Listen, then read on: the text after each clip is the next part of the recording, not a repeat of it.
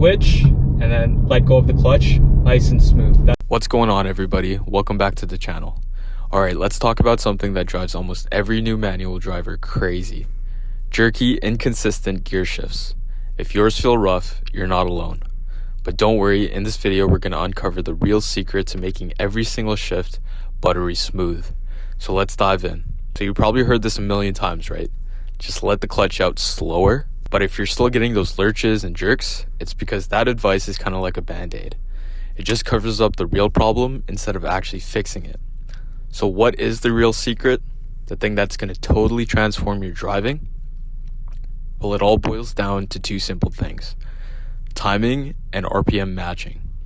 Once you get how these two play together, your shifts are going to get so much better instantly.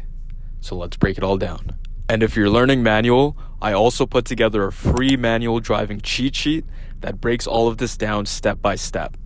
It covers things like finding the bite point, when to shift, smooth starts, and downshifting basics, all in a super simple format. You can grab it from the link in the comments down below so you have something to follow while you practice. Okay, we gotta understand what's actually going on in the first place. That jerky feeling isn't random. Nope. It's a direct result of a very specific mismatch that's happening between your engine and your transmission. So let's get back to the basics for just a second. What is a gear shift? Well, at its heart, you're just changing the ratio. The relationship between how fast your engine is spinning, that's your RPM, and how fast your wheels are actually turning. Every gear has its own ratio.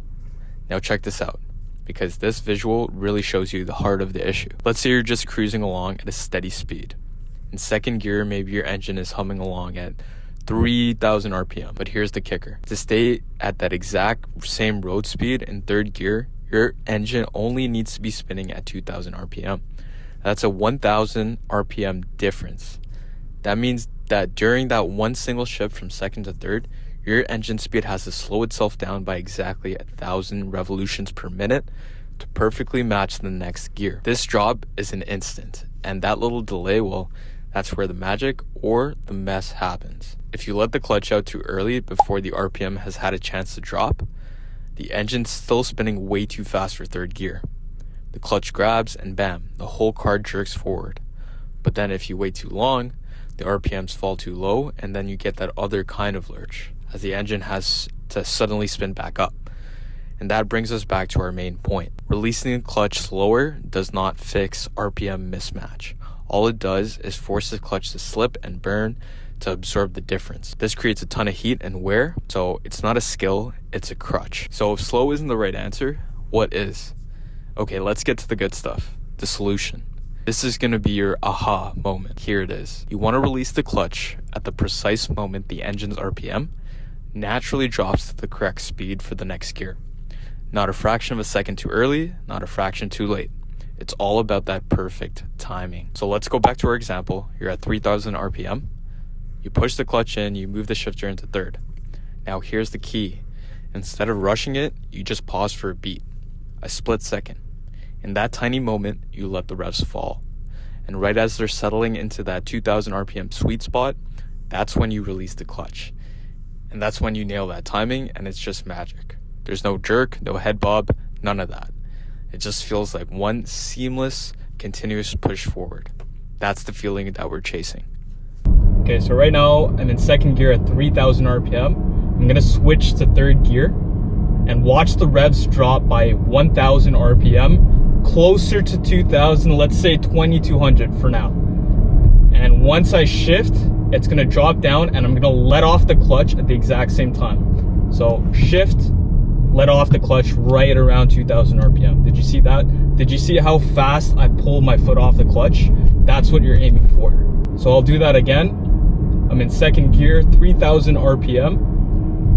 And I'm gonna shift to third gear and watch the revs drop by 1,000. And I'm letting my foot off the bite point right when it hits around 2,000 to 2,200 RPM. I'm gonna release my foot off the clutch, switch, and then let go of the clutch, nice and smooth. That's it. And watch, I'm gonna do it again, but from third gear to fourth gear.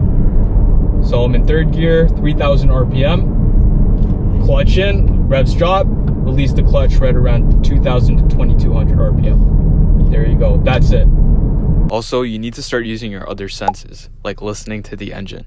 You can literally hear the sound of the revs dropping and settling down. Feel the momentum of the car. You're trying to sync your foot's movement with the car's natural flow. Let's just say this one more time because it's that important. The goal is not to be slow, the goal is to be precise. You're aiming for accurate timing. A perfectly timed shift can actually be pretty quick, but it will always be smooth. Okay, what about that shift from first to second? That one seems impossible, right? And you know what? You're not wrong.